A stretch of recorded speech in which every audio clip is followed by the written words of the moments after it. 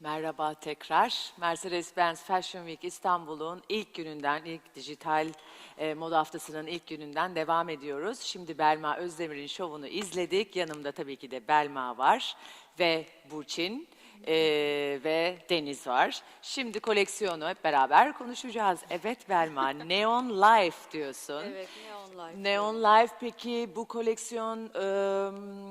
karantina döneminde mi şekillendi? Daha önceden fikrin vardı. Orada biraz böyle başka yönlere kaydırdın mı? Nasıl çıktı Neon Life? Karantina döneminde şekillendi tamamen.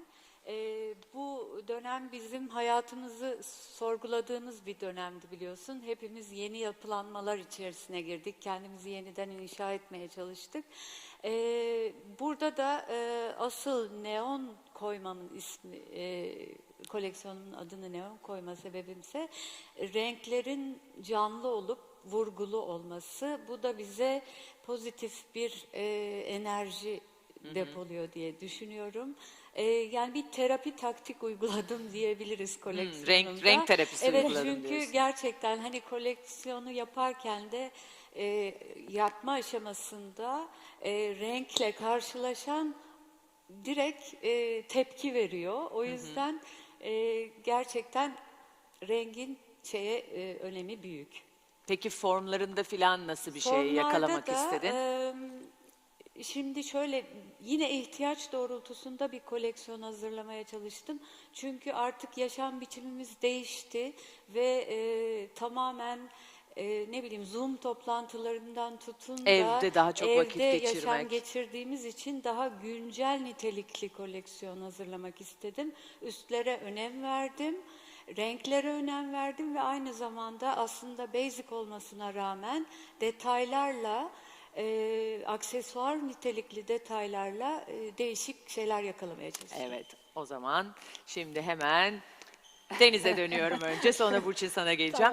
Evet Deniz, sen içerik üretiyorsun. Yani senin Evet. title'in Creative Content Evet, evet. üretici, içerik üretici Evet, diyebiliriz. evet, evet. Belma'yla da sanırım çalışıyorsunuz Evet, çeşitli evet, platformlarda. Aynen öyle. Peki bu Belma'nın koleksiyonunu nasıl buldun diye önce kısa onu sorabilirim. Sonra da genel bu dijital moda haftası hakkında fikirlerini öğrenebiliriz. Çok teşekkür ederim. Belma'yla evet uzun zamandır beraber çalışıyoruz. Ailevi de bir yakınlığımız var aynı zamanda. Bütün bu üretim sürecini hem yakından takip etme şansım oluyor. Şu an tabii ki bilsem de koleksiyonu böyle izlemek çok heyecan verici oldu kesinlikle. Gözüme takılan çok özel parçalar var.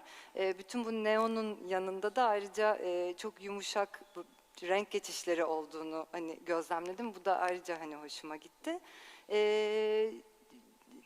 Çok hani güzel ve gerçekten hani günümüzde ihtiyacımız olan işte bu evlere çok kapandığımız belki bazılarımızın zaten alışık olduğu bir durum ama hepimizi çok etkileyen ve hepimizi çok aynı potada birleştiren bu durumda. Biraz umut veren, escapist belki de diyebileceğiz. Kesinlikle çünkü, bir evet. Yo. Peki Burçin sen de blogger, influencer diyebiliriz değil mi? Evet, tabii. Ünvan olarak. Peki sen dijitalleşme, moda haftasının tamamen dijitale dönmesi hakkında ne düşünüyorsun? Nasıl deneyimliyorsun bugünkü deneyimin ya da genel fikrin olarak? Benim daha önceki işte yazılarımda, incelemelerimde de aslında değinmiştim. Defile, yani koleksiyon sunumları zaten çok farklılaşmaya gidiyordu. Artık o klasik defile formatından çıkma, işte tarihi dokuyu kullanma, daha teatral olması, böyle birçok sanat dalını bir araya getirmesi falan varken biraz da aslında bu pandeminin şeyiyle işin bir de dijital kısmı geldi ve daha hızlandı. Aslında biraz daha oyun alanı genişledi. Bana kalırsa bu güzel bir şey. Ben yine defilelerin bir hani insan dokunuşunun olacağı bir döneminin geleceğine inanıyorum ama böyle hani çok çok insan değil de belki daha profesyonel düzeylerde sunumların öyle yapılıp defilelerin bu dijitalleşmesinin daha da gelişeceğine inanıyorum. İşte VR teknolojisinin mesela mutlaka işin içine gireceğini ve tüm bu mood'u bize bambaşka bir Tabii. yerde yaşatabileceğini. Yani biz şimdi böyle ekrandan izledik ama belki gözlüğümüzü takıp Tabii, oradaymış gibi oradaymış izlemek. gibi Evet. tasarımcının o koleksiyonu yaratırken ki hayal dünyası neyse Evet. bizi direkt onun içine koyabileceğine inanıyorum.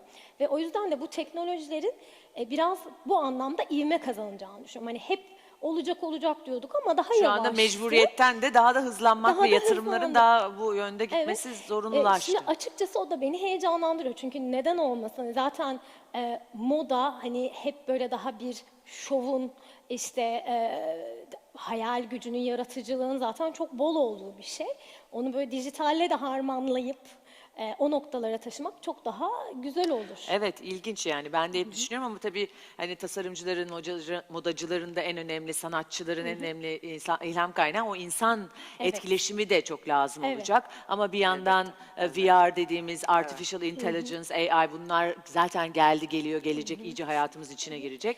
Hep beraber yaşayacağız, Büyük göreceğiz. olasılıkla satın almacıların dahi giysileri üzerine tutup ekrandan deneyebilecekleri bir formata dönüşeceğiz. Kesin o olacak, Evet. aynen. Biraz Seyahat şey- sıkıntısıyla Seyahat birlikte sıkıntısıyla birlikte. bu evet. kesin olacak. Aynen. Şey mesela da güzel hani tabii ki modayla çok ilgilenen bundan hani haz duyan bizim gibi insanlar için o kumaşı yakından görmek, hani ona dokunmak, o atmosferin içinde olmak tabii ki çok güzel ama bu biraz daha artık zaten işin o kısmının kayıp çok hızlı bir şekilde hani tüketildiği daha imaj bir noktaya gelmişti. Belki bu şekilde gerçekten onu seven, o ortamda hani olmaktan mutluluk duyan kişilerin fiziki temas kurabildiği ama hani herkes görsün, herkese anlatayım kısmının da biraz daha dijital olabileceği bir durum Evet, var. çeşitli kümeler, çeşitli alternatifler Evet. olacak galiba. Yani o VR dediğin gibi hani orada da o duyguyu yaşamak olacak. Yani sence dijitalleşme kreatif alanda daha daha çok alan açtı mı yaratıcılık için? Bence Yoksa kesinlikle. yine mi aynı kalıpların içerisinde dönüp duruyoruz aslında? Ben bir yandan onu da düşünüyorum. Evet yani teoride her şey yapabilirsin gibi falan ama daha belki de belki de yeni tam geçiş olduğu için o tam her şeyi kullanma değil de yine bir takım kalıpların içinde dönüyoruz biraz Bir hala. eşikteyiz elbette Evet. ama ben kuralların aslında çok da hani bizi kapatmadığını, çok da sıkıştırmadığını, aksine o kuralların içinde daha kendimize ilginç ve geniş alanlar açabildiğimize inanıyorum. Şu an içinde olduğumuz bu durumda bunun bir göstergesi. Yani ilk kez böyle bir şey yaşıyoruz hep birlikte Evet. ve hiç de fena bir şekilde yaşamıyoruz. Elbette Evet. bir defileyi birebir izlemek, hani o heyecanı yaşamak, o alkışı tutmak tabii ki başka bir his ama bu haliyle de bence hiç Yani fena gitmiyor. dönüşecek işte bir şeyler dönüşecek. gelecektir Tabii yani mutlaka, mutlaka süreç içerisinde. zaman içerisinde olacak.